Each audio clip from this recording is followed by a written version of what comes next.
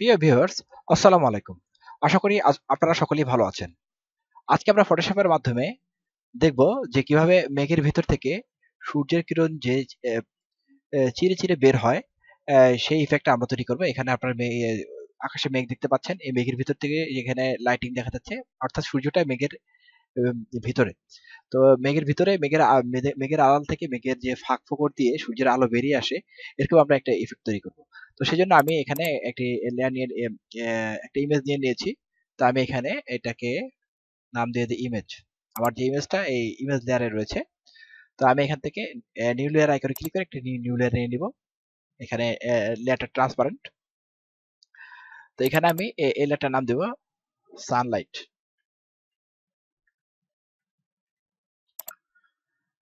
এবার এখানে যে ব্রাশ টুলটা রয়েছে, ব্রাশ টুলটা নিয়ে নেব। নিয়ে এখানে ব্রাশ আইকনে ক্লিক করে ব্রাশ প্রিসেটটা নিয়ে আসবো। তো এখান থেকে আমি যে ব্রাশটা নিব, এটা ডিফল্ট একটি ব্রাশ ফটোশপের। এই যে 63 এই ব্রাশটা নিব।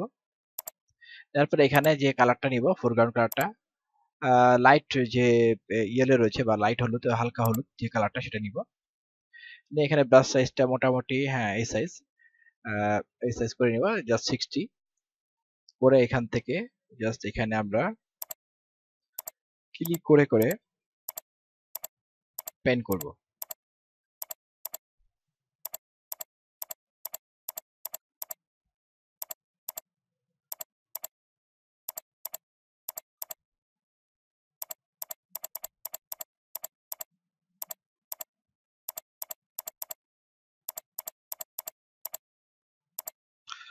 তো এভাবে পেন্ট করার পরে আমরা এখানে ফিল্টারে চলে যাব। ফিল্টারে গিয়ে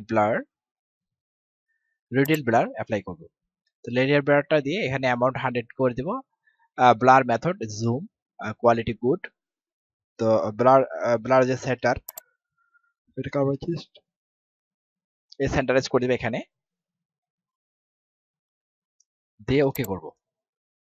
তো এখানে ব্লার ইফেক্টটা অ্যাপ্লাই হয়েছে। তো আমি এক ইফেক্ট বারবার অ্যাপ্লাই করার জন্য কিবোর্ড থেকে কন্ট্রোল এফ প্রেস করব। একবার কন্ট্রোল এফ, দুইবার কন্ট্রোল এফ, তিনবার কন্ট্রোল এফ, চারবার কন্ট্রোল এফ, পাঁচবার কন্ট্রোল এফ, ৬ বার। আমি প্রায় ৬ বার এপ্লাই করেছি। এই যে রেডিয়াল বাটন, এখান থেকেও রেডিয়াল ব্লার কন্ট্রোল এফ দেখতে পাচ্ছি শর্টকাট কিবোর্ড, এখান থেকে আপনি ক্লিক করে এপ্লাই করতে পারেন। তো আমি এই রেডিয়াল বাটন একই যে ফিল্টারটা ৬ বার এপ্লাই করেছি। এপ্লাই করার পর এখানে সানলাইট যে লেয়ারটা রয়েছে সেটাকে এভাবে ড্রাগ করে এনে নিউ লেয়ার আইকনে ক্লিক করলে এখানে ছেড়ে দিলে এখানে একটা ডুপ্লিকেট লেয়ার তৈরি হবে। একটা ডুপ্লিকেট লেয়ার তৈরি করেছি, পুনরায় ২টা, ৩টা, ৪টা,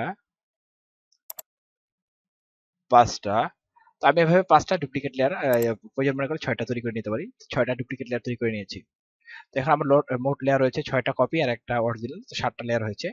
দেন সবার উপরে যে লেয়ারটা সেটা অ্যাক্টিভ অবস্থায় কিবোর্ড থেকে শিফট কি চেপে সানলাইট লেয়ারে ক্লিক করে সবগুলো লেয়ার একসাথে এভাবে অ্যাক্টিভ হয়ে যাবে বা সিলেক্ট হয়ে যাবে। দেন কন্ট্রোল ই প্রেস করলে এগুলো একটা লেয়ারে মার্জ হয়ে যাবে। অর্থাৎ এই ৭টা লেয়ার একটা লেয়ারে চলে আসলো। দেন এখানে যে ব্লেন্ডিং অপশন রয়েছে সেটাকে আমরা কালার টস করে দেব। তো কালার টস করে দেওয়ার সাথে সাথে দেখা গেছে যে আমার এখানে যে সূর্যের রশ্মিটা দেখা যাচ্ছে। তো এখানে আমি এটাকে প্রয়োজন মনে করে ডুপ্লিকেট করে নিতে পারি। ডুপ্লিকেট করে দেখি আমি কেমন হয়। তো এটাকে বেশি ব্রাইট হয়ে যায়, ডুপ্লিকেট করার প্রয়োজন নেই। তো এখানে এই লেয়ারটাকে আমরা এখানে মুভ টুল দিয়ে প্রয়োজন মনে করলে এখান থেকে মুভ করিয়ে বিভিন্ন জায়গায় নিয়ে যেতে পারি, এভাবে সরিয়ে দিতে পারি। ঠিক আছে? প্রয়োজন মনে ট্রান্সফর্ম করতে পারি। কন্ট্রোল টি প্রেস করে ট্রান্সফর্ম টুল অ্যাক্টিভ করে এভাবে আমরা ট্রান্সফর্ম করতে পারি। কোনো সমস্যা নেই। এই জাস্ট আমি আরেকটু বাড়িয়ে দিই এভাবে। তো এভাবে আমরা ট্রান্সফর্ম করে নিতে পারি। দেন ওকে। তো আমার এখানে দেখা গেছে সূর্যের কিরণটা চলে আসছে। তো এবার আমরা যে কাজটি করব, এখানে যে অ্যাডজাস্টমেন্ট আইকনটা রয়েছে, অ্যাডজাস্টমেন্ট লেয়ার আইকনে ক্লিক করে সলিড কালার লেয়ার নিয়ে নিব। সেটাকে কালো রং দিব। সলিড কালারের রংটা থাকবে কালো। দেন ওকে। তো কালো কালার একটা সলিড লেয়ার চলে আসছে। এখানে অপাসিটি আমরা একটু কমিয়ে দেব। কমিয়ে আমরা এখানে দেখে নিব আমরা যে কতটুকু অপাসিটি আমার ইমেজটা দেখা যায়। তো আমি এখানে 15 করে দিলাম। দেন এখানে যে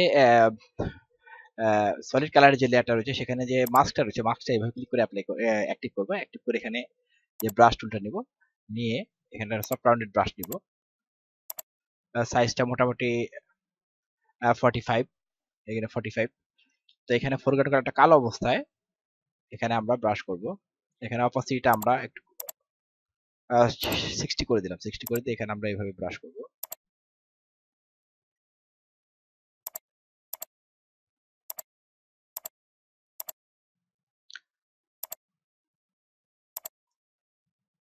আমরা কিন্তু লেয়ার মাস্কের উপর ব্রাশ করছি। তো করে এখানে যে অপাসিটি আছে সেটাকে আমরা আরেকটু বাড়িয়ে দিব, 69 করলাম। হালকা হালকা ব্রাশ সাইজটা একটু বাড়িয়ে নিই। এভাবে আমরা ব্রাশ করে লাইটিংটাকে বাড়াতে পারি। বিভিন্ন জায়গায় আমরা এভাবে হালকা হালকা ব্রাশ করে লাইটিংটাকে বাড়াতে পারি এভাবে।